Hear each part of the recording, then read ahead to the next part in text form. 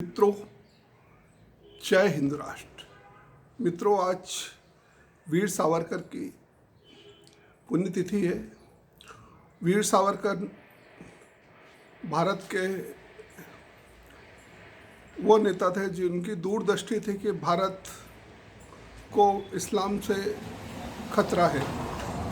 वीर सावरकर जो पहले अंग्रेज़ों से लड़ रहे थे, लेकिन उनको लग रहा था कि आज़ादी के बाद भी भारत की गुलामी निश्चित है, क्योंकि मुस्लिमों का जो आक्रामक रवैया था वो मुस्लिम आक्रमण से हमेशा से ही रहा था। जब से भारत में मुस्लिम आक्रमण हुए, उसके लिए हिंदू एकजुट नहीं हुए। हिंदुओं की सबसे बड़ी कमी क्या है? वो व्यक्तिगत स्वार्थ के लिए अपने भाइयों से भी दगा करने को तैयार रहता है। उसके लिए अपनी व्यक्तिगत खुशी, स्वार्थ ही सब कुछ है। ये 1000 साल का इतिहास बताता है। आज जितने भी सेकुलर नेता बने हुए हैं, हिंदुओं को जाति में तोड़ के, हिंदुओं को डिवाइड करके मुस्लिमों के साथ सत्ता पाना चाहते हैं। इन जातिवादी नेताओं का बड़ा नेता कौन है? सोनिया गांधी, राहुल गांधी, प्रियंका गांधी, जो ईसाई है। इनको हिंदुओं में एकता नहीं चाहिए। ये जितने भी सेकुलर नेता हैं, चाहे वो ममता बनर्जी हो, चाहे लालू प्रसाद यादव हो, चाहे अखिलेश यादव हो, चाहे शरद पवार हो, इनको ईसाइयों मुस्लिमों का नेतृत्व स्वीकार है, लेकिन हिंदूवादी नेताओं का नेतृत्व स्वीकार नहीं है। अब आप समझ लो इनकी मानसिकता क्या है। ये चाहते हैं हिंदू लोग किसी भी तरह टूट फूट जाए और इनके ऊपर ईसाइयों मुस्लिमों का साम्राज्य स्थापित हो। 75 साल से यही चली आ रही है पॉलिसी। भारत में धीरे धीरे करके हिंदुओं का ईसाईकरण, मुस्लिमीकरण चल रहा है। अब जैसे ही विधानसभा में ये प्रस्ताव आया कि धर्मांतरण बैन हो, सबसे पहले विरोध कांग्रेस ने करा, उसके बाद सपा आई, उसके बाद राष्ट्रीय जनता दल आया। अब आप सोचो कि मुस्लिम लोग के आतंकवादी संगठन पे जब बैन लगाने की बात आई, तो सबसे पहले विरोध कांग्रेस पार्टी ने करा, राष्ट्रीय जनता दल ने करा, सपा ने करा।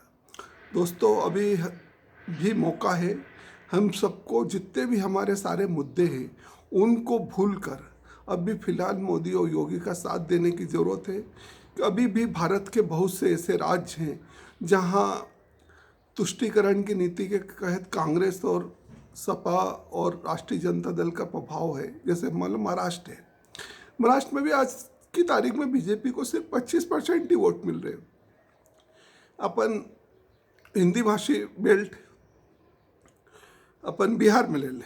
बिहार में आज भी हिंदुत्व के नाम पे सिर्फ 25% बीजेपी को वोट मिले, जबकि हिंदू 85% है, लेकिन अपने स्वार्थ के लिए अब ये हिंदू लोग आपस में एक दूसरे को धोखा दे रहे हैं। और जो कश्मीर में हुआ, जो पाकिस्तान में हुआ, जो बांग्लादेश में हुआ, जो अफगानिस्तान में होगा, बिहार में भी होगा, क्योंकि हमारे लोग ही गद्दार हैं।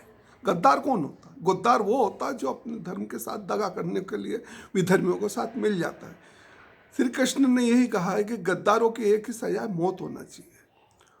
इसलिए मेरा आप सभी से निवेदन है कि आने वाले टाइम में, ज़्यादा समय नहीं बचा, सबसे पहले कर्नाटक में भाजपा को बहुमत देने की जरूरत है। कर्नाटक के 75 साल के इतिहास में अभी तक बीजेपी को सिर्फ 36% वोट मिला है, जबकि 87% हिंदू है। अब 87% में सिर्फ 36% मिल रहा है। इन्हें भी अभी बहुमत का हिंदू भाजपा के साथ। तो मेरा सभी से निवेदन है कि इस बार कर्नाटक में 60% के करीब हिंदू एकजुट होकर भाजपा को जीता है। अगर 60% वोट हिंदुओं को मिलते हैं तो राज्यसभा से आज जो 12 सीटें हैं, 6 बीजेपी के पास है और 6 विपक्ष के पास। तो 6 विपक्षी ये हिंदुओं का संसद में विरोध करते हैं, तो ये विरोध बंद हो जाएगा। आप सभी का, हर हिंदू का दायित्व। ये लड़ाई कोई मोदी योगी की लड़ाई नहीं है। ये संघ और राष्ट्रीय बजरंग दल या बजरंग दल या विश्व हिंदू परिषद या अंतर्राष्ट्रीय हिंदू परिषद की लड़ाई है। ये लड़ाई आपकी और मेरी है। जो वीर सावरकर ने उस समय चेताया था, आपने उनका साथ नहीं दिया। आपने उन लोगों का साथ दिया जो हिंदू विरोधी थे। उन हिंदू विरोधियों ने आपके देश को सेकुलर बना दिया और पाकिस्तान को मुस्लिम देश बना दिया।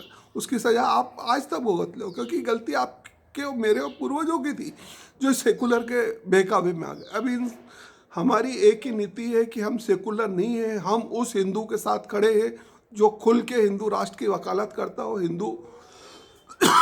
हिंदुत्व के लिए साथ देता है। आप सभी से निवेदन है कि मेरे चैनल को लाइक करें, पसंद करें, कमेंट्स करें। हम एक दूसरे के साथ मिलकर जुड़ते हैं और जहाँ ज़रूरत हो एक दूसरे के लिए खड़े होते हैं। मैंने संकल्प ले लिया है, कहीं पे भी अगर हिंदू मुस्लिम का झगड़ा होगा तो मैं आँख बंद करके हिंदुओं का साथ दूंगा। ये मानवता के ढपले में नहीं फंसना है, ये मानवता का पाखंड, ये विश्व कुटुंब का पाखंड, ये सारे पाखंड बंद होना चाहिए। क्योंकि सांपों के साथ कोई पाखंड नहीं होना चाहिए। सांपों के साथ आप रह नहीं सकते वसुदेव कुटुंब करके, या मानवता, इंसानियत और भाईचारे के नाम पे।